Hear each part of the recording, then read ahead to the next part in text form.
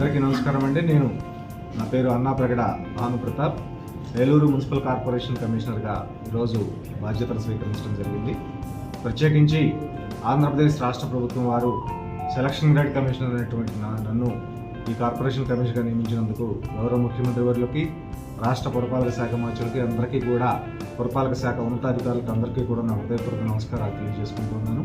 నాకు ఇక్కడ పనిచేయడానికి అవకాశం కల్పించినటువంటి గౌరవ ఎమ్మెల్యే గారికి, అదేవిధంగా గౌరవ మేయర్ గారికి, ఇతర పట్టణ ప్రజలందరికీ కూడా నా హృదయపూర్వక నమస్కారాలు తెలియజేస్తూ, ప్రత్యేకంగా ఏలూరు కార్పొరేషన్ పరిధిలో ఉన్నటువంటి ప్రత్యేకంగా పారిశుధ్య కార్యక్రమ నిర్వహణ, అదేవిధంగా త్రాగునీరు సరఫరా, అదేవిధంగా వీధి లైట్లు, ఇతర ప్రజలకు ఉపయోగకరమైనటువంటి కార్యక్రమాలన్నింటినీ కూడా జాగ్రత్తగా ముందుండి నడిపించడం నా ప్రత్యేక బాధ్యతగా నేను ఫీల్ అవుతూ ఉన్నాను.